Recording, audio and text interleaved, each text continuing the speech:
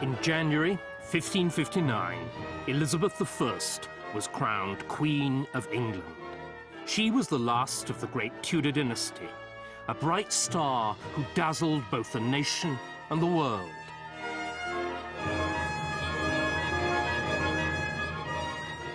The achievement of most stars fades quickly, but Elizabeth has lasted for nearly 4 centuries, and it's easy to see why. She reigned for 45 tumultuous years. Her ships defeated the Spanish Armada and sailed round the globe. In her time, Shakespeare wrote plays and Spenser wrote poems. English noblemen and foreign princes wooed her, but she, the Virgin Queen, made love to that loyalist of audiences, the English people. Elizabeth was one of the daughters of King Henry VIII, but the right of women to succeed to the throne was still in doubt, and her path there would be perilous. Her father would kill her mother, and she would be disinherited. Her sister would imprison her in the Tower and threaten her with execution. Men would love her for her royal status and not for herself. She would be sexually abused by her own stepfather.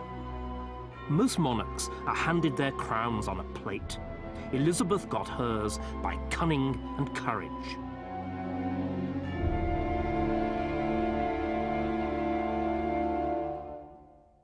Elizabeth's sex was a disappointment to Henry. Astrologers had assured him that the baby to be born in September 1533 would be a boy. He already had one daughter, the 17-year-old Mary. What he wanted was a son and heir. But although Elizabeth was a girl, the magnificent christening planned for the longed-for prince went ahead.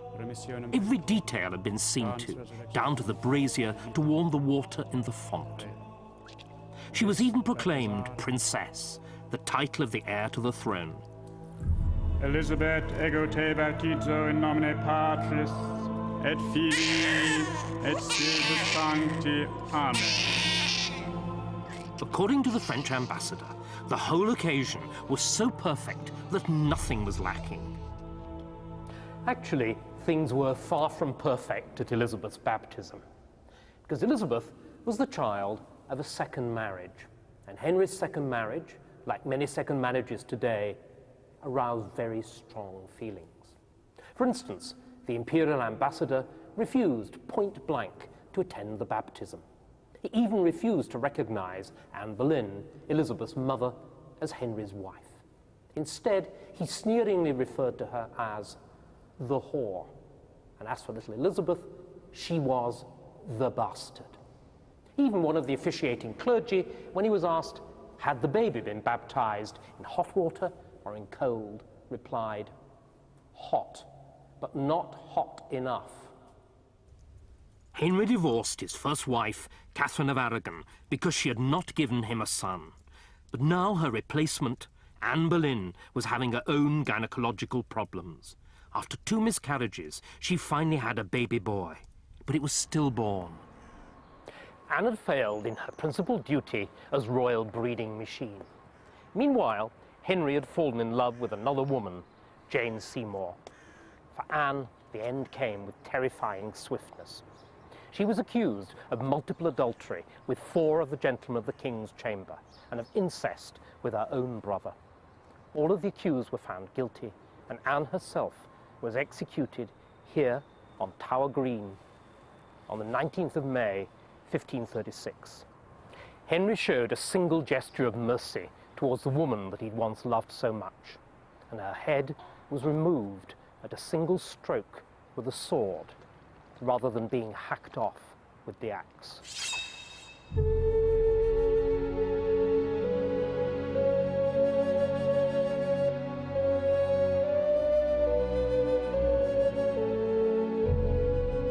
Elizabeth was only 3 when her mother was executed as a traitor and a whore.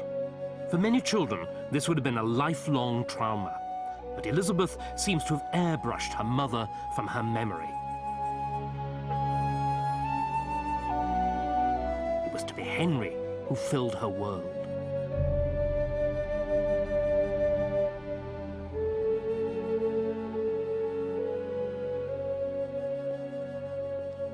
Anne Boleyn's fall marked a major step down in the world for the young Elizabeth. Her parents' marriage was declared null and void. She was now illegitimate and unable to inherit the throne. So, instead of the right high and mighty princess, the Lady Elizabeth, inheritrix of the crown of England, she became the Lady Elizabeth, the king's second bastard daughter. Elizabeth's sudden loss of status threw the little court where she had been brought up into confusion. Even her governess, Lady Bryan, didn't know what to do and wrote to the king's minister, Thomas Cromwell, for guidance. How should the little girl be treated? By the way, could she please have some more clothes? She'd outgrown absolutely everything she had.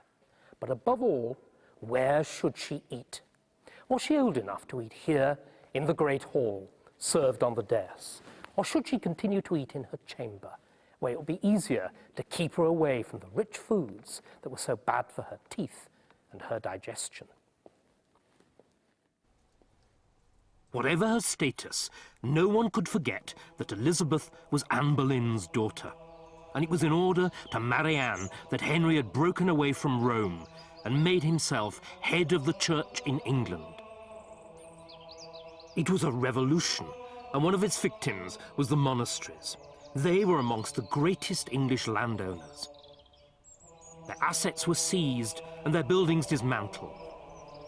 One of them was Glastonbury Abbey, then the largest church in England.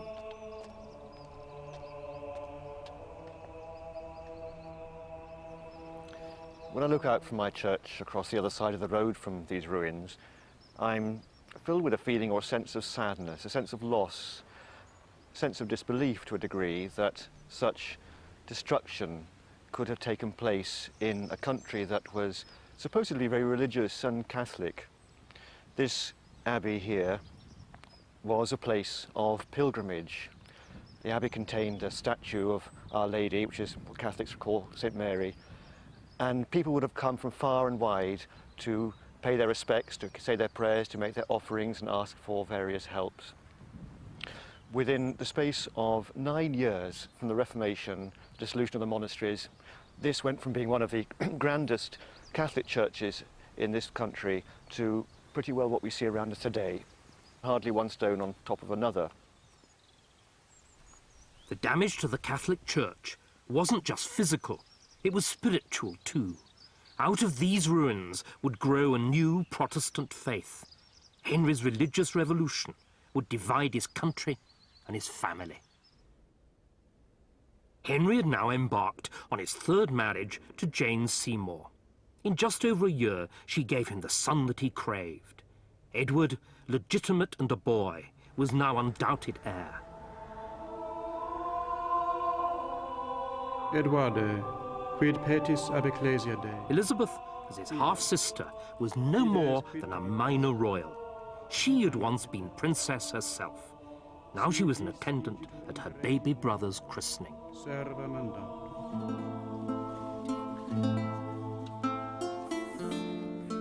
She also lost her governess to Edward, as Lady Bryan was transferred to look after the young prince.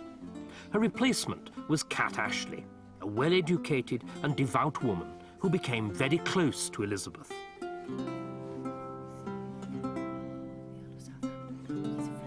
Her father, on the other hand, scarcely saw her.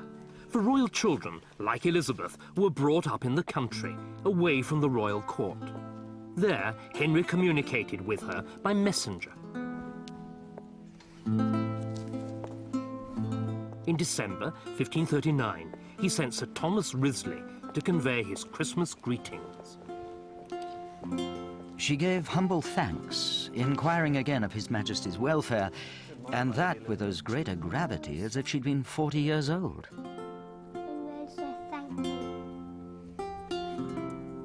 Children in the 16th century had to join the starched and corseted adult world as quickly as possible. They were expected to look like their parents and to behave like them. Even slight misdemeanours were severely punished.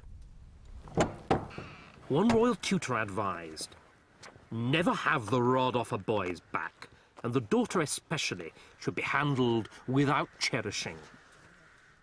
But Elizabeth was lucky. Her tutors belonged to the new school, which thought that kindness was a better teacher than the cane. But then, the young princess was a model pupil, and she studied languages from the age of 4. She became fluent in French, Italian, Latin, and Greek. Sur un chevet touffu émaillé de couleurs, d'un million de fleurs. Omente che scrivesti ciò che io vidi, persuasum est auctoritate maiorum. Cur itasit, nihil tum in joces. But it was how she learned languages that mattered as well.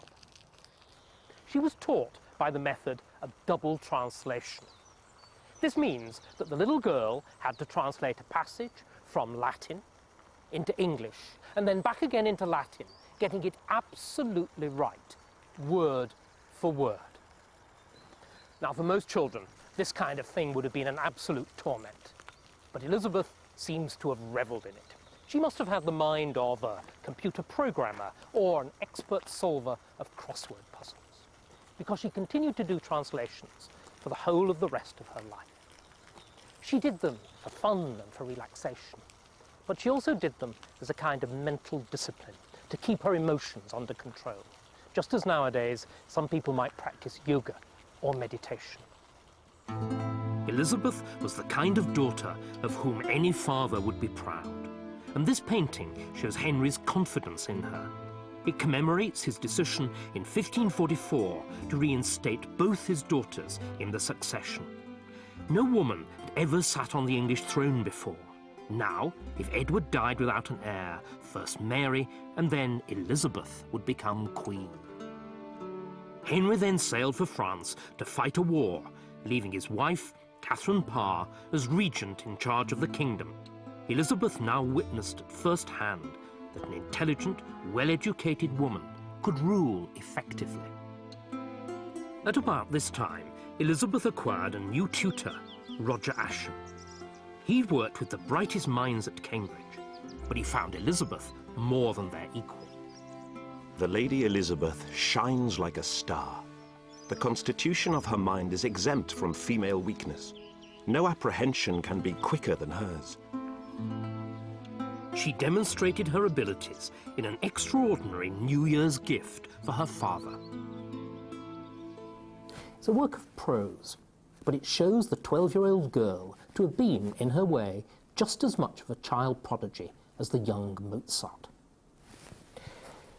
It's bound in red cloth of gold, heavily embroidered, with Henry's initials, top and bottom. And, well, you can actually see it more clearly on the back. In the middle, a cipher. That's the interlaced initials for Henry and Catherine, spelt with a K, Catherine Parr.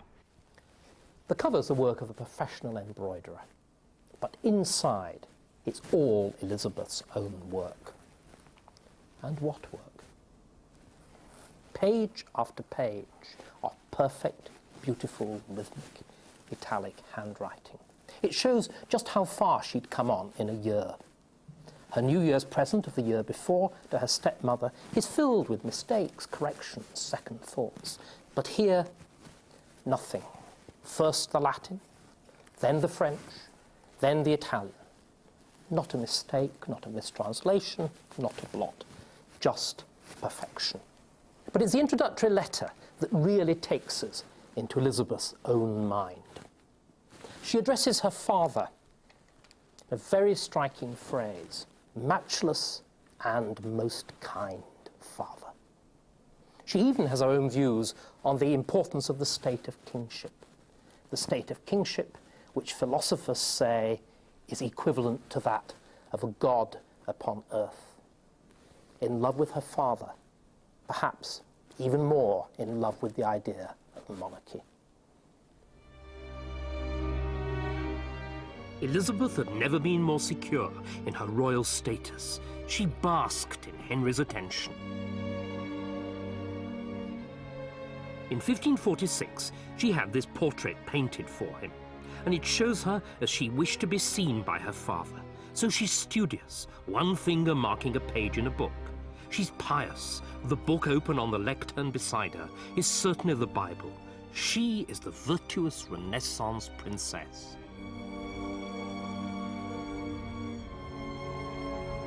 But this tranquility could not last.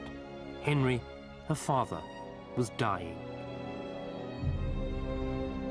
At 13, Elizabeth was about to lose the giant of a father whom she revered. The next decade would be the most threatening period of her life. Christmas 1546 was a gloomy one at court. For a long time, the king had suffered from an old jousting injury to his leg, which had turned into a chronic ulcer. Pus would build up, causing the leg to swell. The pain was intense. On the 30th of December, Henry completed his will, and then the descent was swift. As Henry lay dying in his bedchamber, outside, in the long gallery, Edward Seymour, Prince Edward's uncle, was pacing up and down with his advisors. They were plotting the takeover of power in the new reign. Towards 2 o'clock in the morning, Henry died, clutching the hands of Archbishop Cranmer, Elizabeth's godfather. To make sure that there was a smooth transfer of power, Henry's death was kept secret for 3 full days. Finally, all was ready, and Seymour brought together Edward, now Edward VI, and his favourite sister Elizabeth, and told them that their father was dead.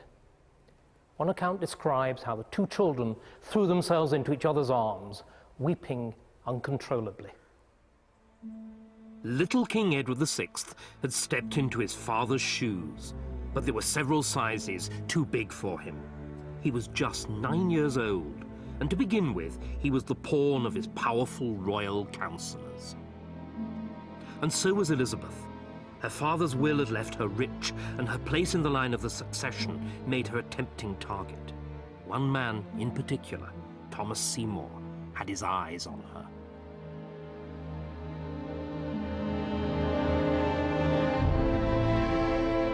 The Seymour brothers, as uncles to the young king, were the most powerful family in the land. Thomas, the younger brother, was bitterly jealous of his elder brother Edward, because Edward had made himself Duke of Somerset and Lord Protector. Edward built Berry Pomeroy Castle in Devon. It's still owned by his descendant, John Seymour. Thomas, I think, was a wonderfully flamboyant and colourful character. Like his brother, he was very ambitious, and he took the most of the opportunities that were presented to him. He was headstrong. I think he probably didn't think a great deal about what was going to happen as a result of his actions, but he was undoubtedly out to favour himself and make the most of his opportunities in his life, which he did. Thomas plotted his advancement to power from his base at Sudeley Castle in Gloucestershire. His first idea was to marry one of Henry VIII's daughters. Either Mary or Elizabeth would have done. But the council vetoed that idea. So Seymour went for the next best thing and proposed to Henry's widow, Catherine Parr. Catherine had already been passionately in love with him even before she married Henry, so she accepted him like a shot. Elizabeth was living with Catherine, so this meant that Seymour wasn't only her stepfather, he was also her guardian. It was a position of trust, which he abused shockingly.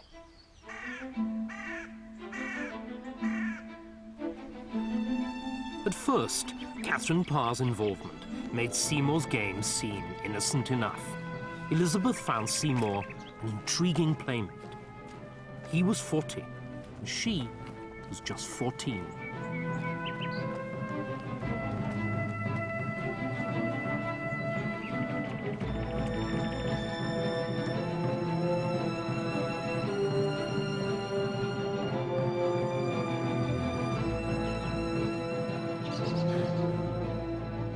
but Seymour saw a relationship with Elizabeth as a means of drawing closer to the throne. His game grew darker.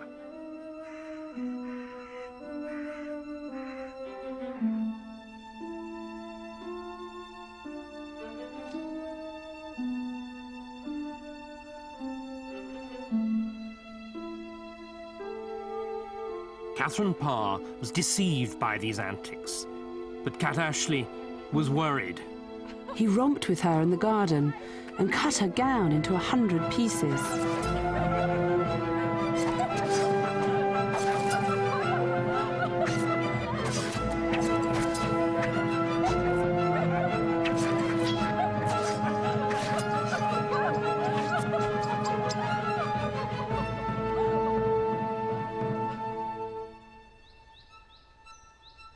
Seymour now got hold of the key to Elizabeth's bedroom. He would come into her room, partly dressed, early in the morning.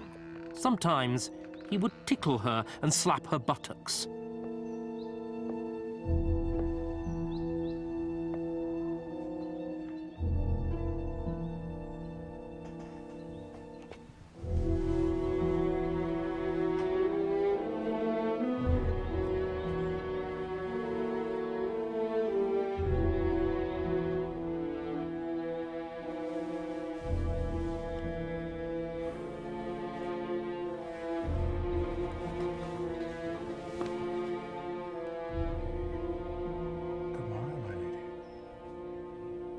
Elizabeth was confused by Seymour's behaviour and by her reaction to it. Seymour was a handsome, sexually charged man, and she was flattered by his attentions, but she was also scared by them. So sometimes she behaved as though it was all a game and play hide and seek behind the curtains of the bed. On other occasions, though, Elizabeth would react as though her maidenly modesty had been outraged. She'd get up early and make sure that she was dressed so as to avoid Seymour's attentions. On the other hand, Cat Ashley, Elizabeth's governess, knew exactly what was going on. But when she reproved Seymour for risking Elizabeth's reputation, he brazened it out. He'd no intention of stopping his behaviour, he said, because he meant no harm by it. But when Catherine Parr became pregnant, Seymour's flirtation with Elizabeth grew more serious.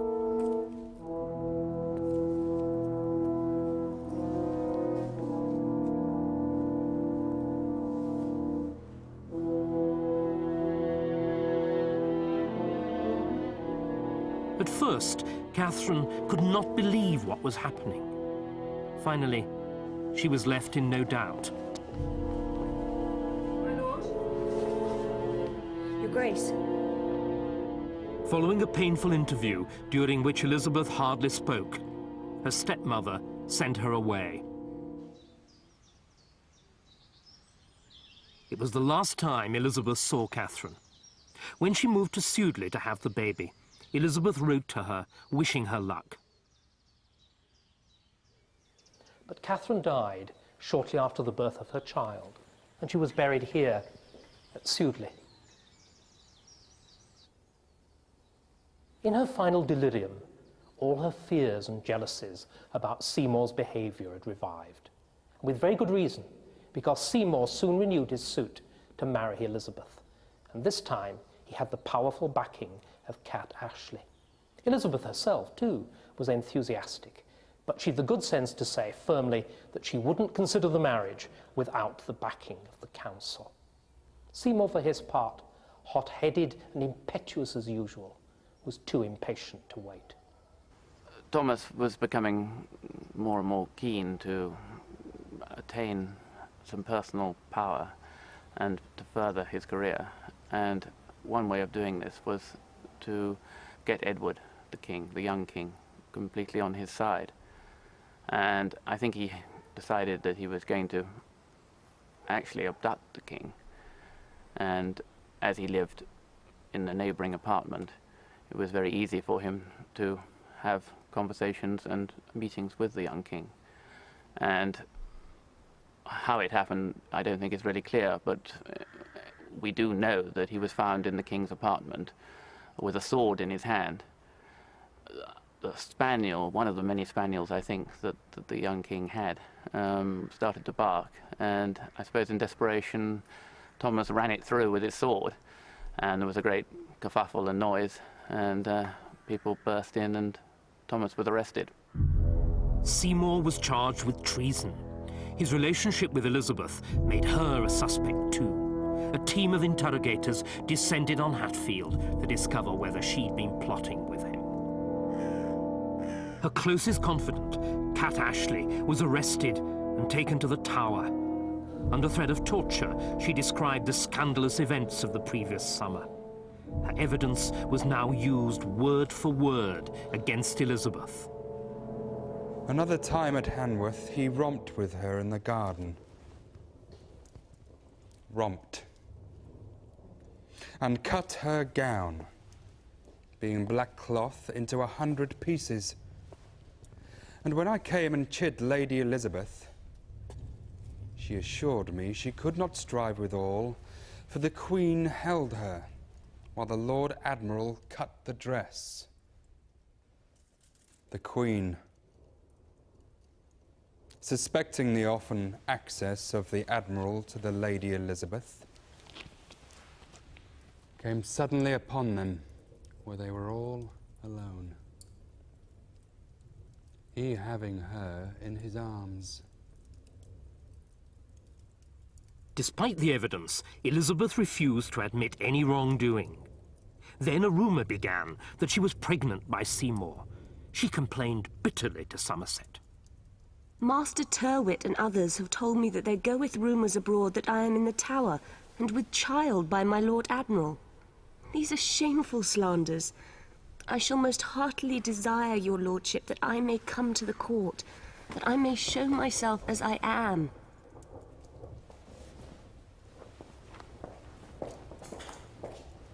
Tyrwhitt told Somerset he was sure she was guilty, but he could prove nothing. Elizabeth had survived the crisis.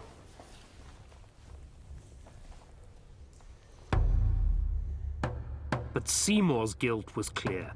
In March 1549, Somerset signed his brother's death warrant, and Seymour was beheaded on Tower Hill.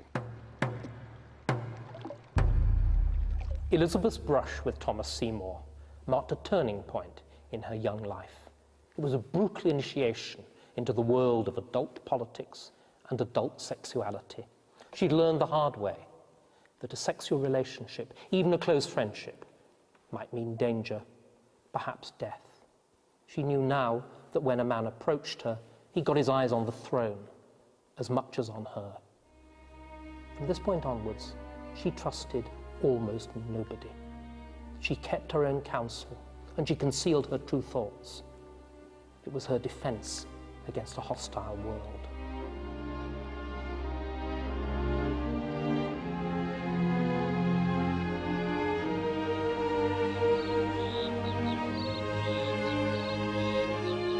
Elizabeth was left alone in the peaceful solitude of Hatfield. Here, she continued her studies. She also indulged a passion for riding and hunting. The clean air and exercise were a welcome antidote to the headaches and sickness that had plagued her during the investigation and would recur throughout her life during moments of stress.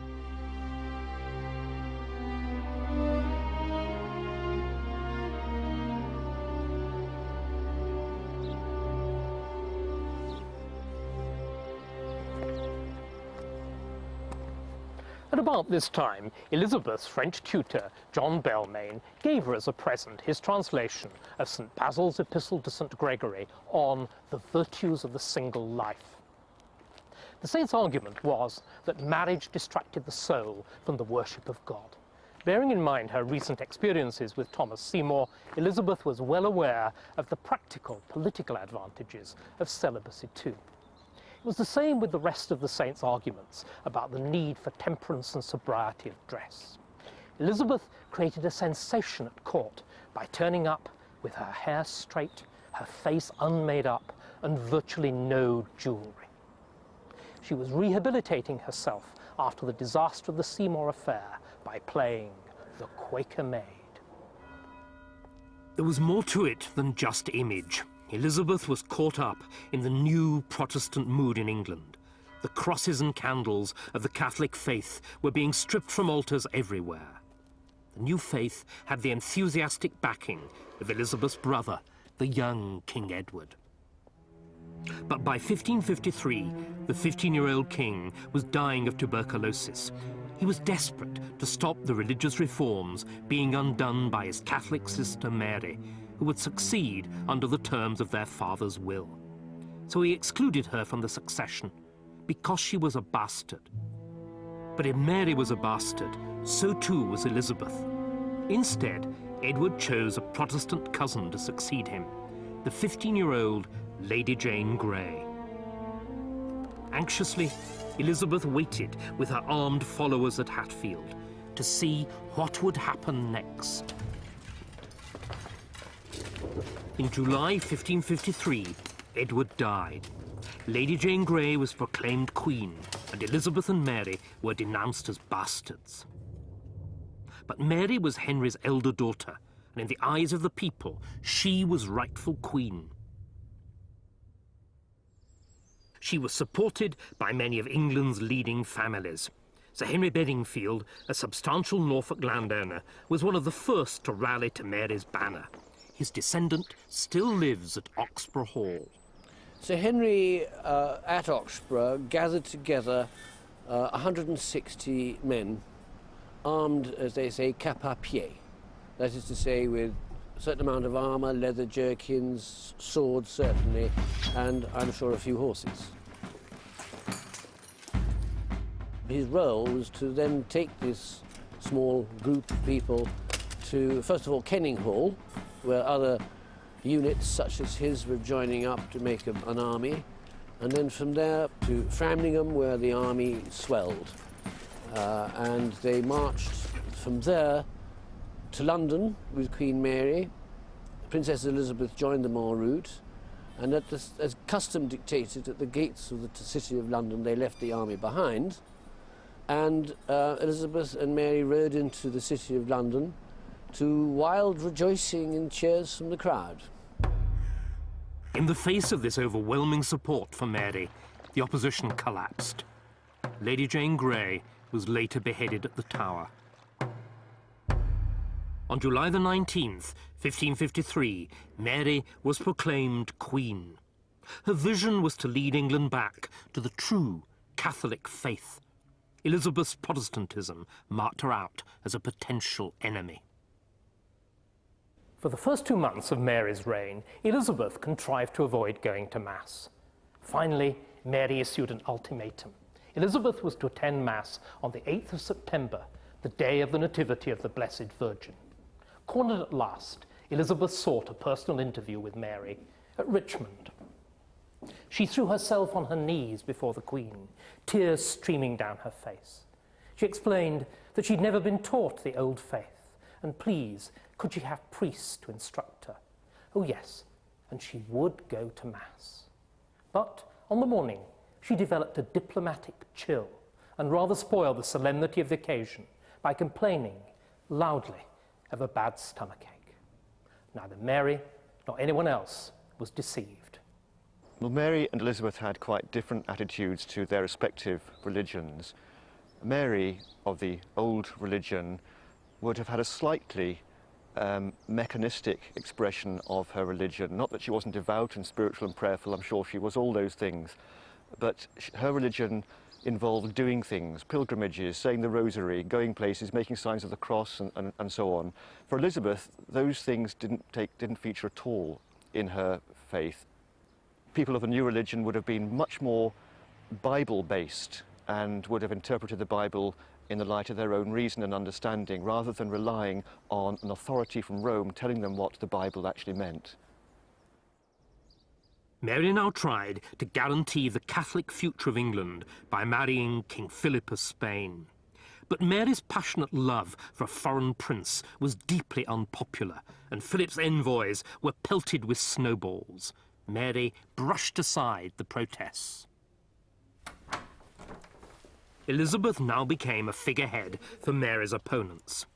Early in 1554, she received a letter from a gentleman called Sir Thomas Wyatt.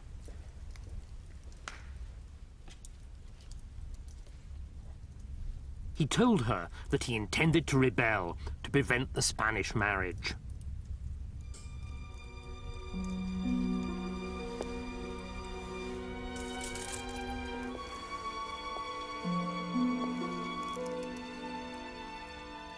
Elizabeth didn't reply in writing. Instead, she told Wyatt's messenger, with careful ambiguity, that she would do as God would direct her. Within days, Wyatt had raised an army of 7,000 men in the southeast and marched on London. As Wyatt's army drew closer to the capital, there was panic in Mary's court. Mary ordered Elizabeth to come to Whitehall, where she could be kept under control. But Elizabeth claimed that she was ill. Mary's doctors confirmed the illness, but said, nevertheless, that she was well enough to travel. It took her 11 days to cover the 23 miles to London. By the time she arrived, Wyatt's rebellion had collapsed. He had overestimated support for his cause. Wyatt was beheaded and quartered on Tower Hill. At first, Elizabeth was detained and interrogated at Whitehall. Then it was decided to send her to the Tower. The night before the journey, Elizabeth wrote to Mary. She was writing for her life. I most humbly beseech your majesty that I be not condemned without answer and due proof, which it seems that I now am. For without cause proved, I am commanded to go to the Tower, a place more wanted for a false traitor than a true subject. This is the letter that Elizabeth writes at this most desperate moment of her life. She begins with a fine, firm, clear hand, but gradually, as the pressure of circumstances gets to her, remember, she thought that she'd only days, perhaps even hours, before she was executed. The handwriting becomes looser and more irregular. She makes mistakes, and then she corrects them.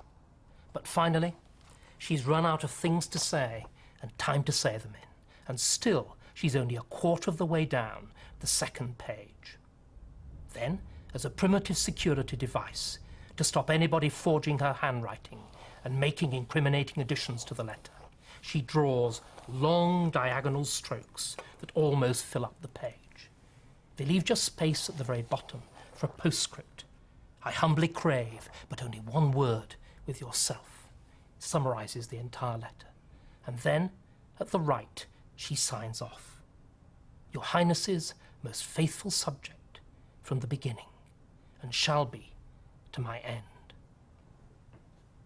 Elizabeth's letter was a long one, deliberately so, because by the time she had finished, the tide was too high for a boat to be able to make the journey safely to the Tower. She'd bought herself a few precious hours, but to no avail. Mary didn't even deign to reply. Early the next morning, Elizabeth was rowed up the river to the Tower. The rain was falling in a steady drizzle. Elizabeth knew that most of those who made this voyage would never make another.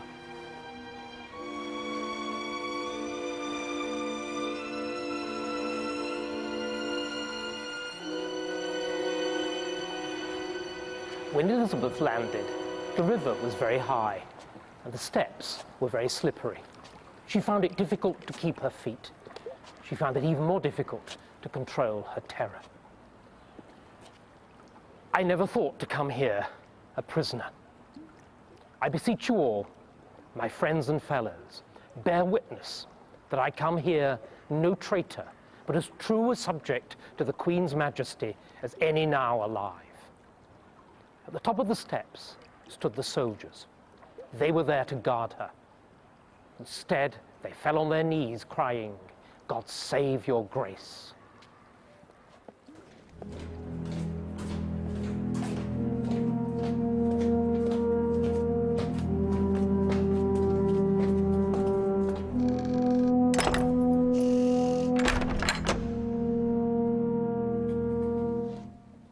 This is the room in the bell tower where Elizabeth is supposed to have been imprisoned.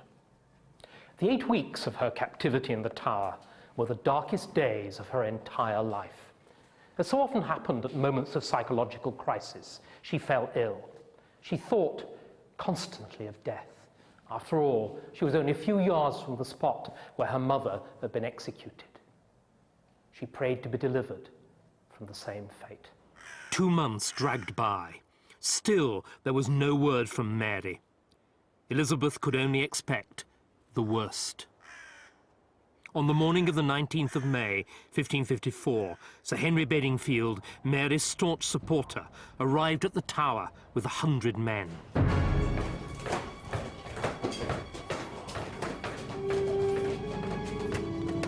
Elizabeth believed that she was about to die, and from Mary's point of view, she deserved to. Mary knew that she had been involved in the Wyatt plot, but Elizabeth had cleverly covered her tracks. Without positive proof, Mary couldn't risk executing the heir to the throne. Bedingfield took Elizabeth to Woodstock Palace, near Oxford. The relationship that Elizabeth had with Sir Henry was, from Sir Henry's point of view, a very professional one, and from her point of view, I think thoroughly frustrating, because he was there with a bunch of keys, and he kept her locked in. Garden gates were locked. If she wanted to go for a walk, there was someone had to accompany her, an armed guard. She couldn't receive anything in case there were messages involved. And she, in fact, called him my jailer. Elizabeth was locked up for almost a year before Mary summoned her to court. The Queen believed that she was pregnant, and she wanted Elizabeth to play a walk-on part in the christening. But it was a phantom pregnancy, and, as his wife sickened, Philip's attitude to Elizabeth changed. He thought that he could use her to keep control of England by marrying her to a friend.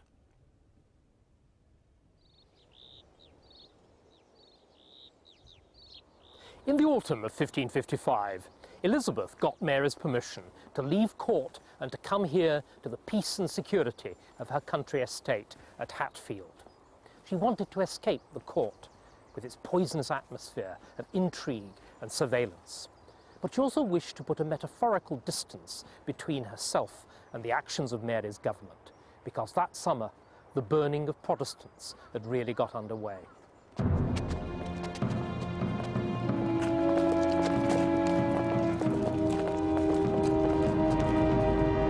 More than 300 people met this horrible death during Mary's reign.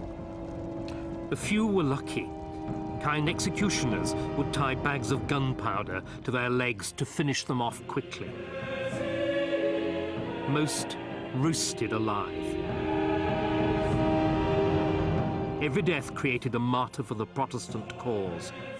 Making England Catholic wasn't going to be easy.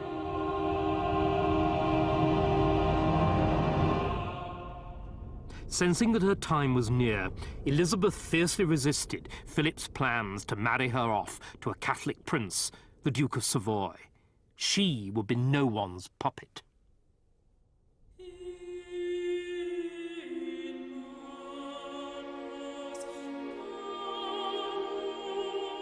Mary was dying, but still she resisted naming Elizabeth as her successor. 10 days before her death, she finally relented under pressure from her council. It was the 17th of November, 1558. Towards noon, messengers arrived at Hatfield to inform Elizabeth that her sister Mary was dead and that she was now queen. The story goes that they found her walking in the park underneath a great oak tree. As they fell on their knees before her, she too knelt, uttering the words of the 118th Psalm, Ad Domino factum est, et mirabile in oculis nostris. This is the Lord's doing, and it is marvelous in our eyes.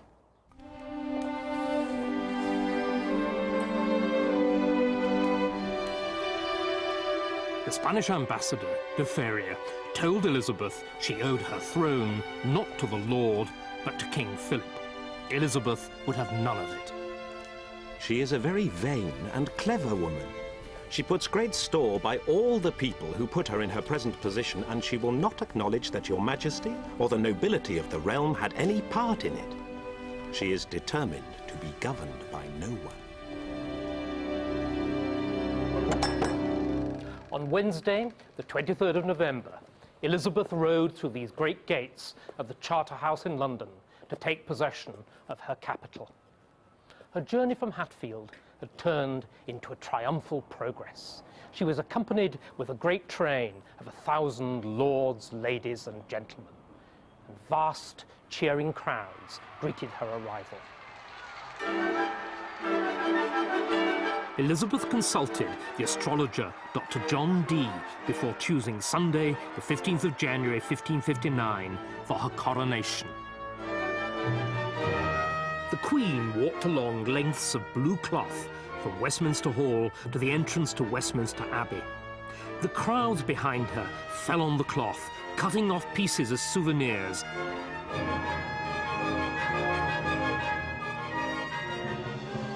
Today, Elizabeth would play the part that she had understudied so long, and in what a setting.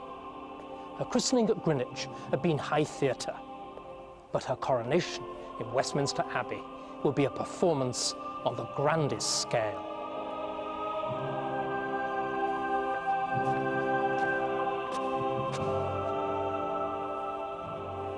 First, Elizabeth was acclaimed by the people and swore the oath.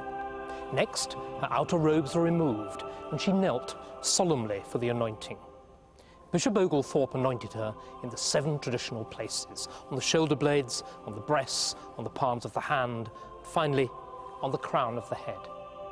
Then she was enthroned.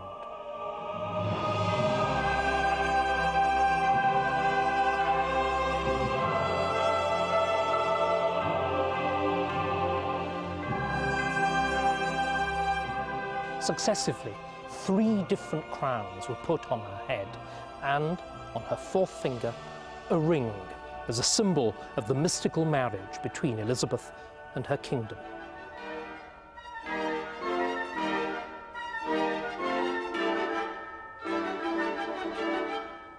Tradition, mystery, and symbolism had made her Queen of England as fully and completely as any of her predecessors had been king.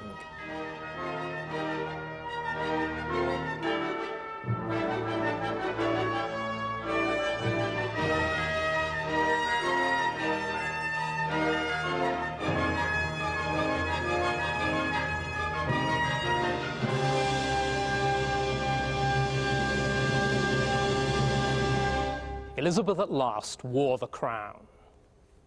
Now came the difficult bit. She to show that she could grasp the reality of power and govern a divided country.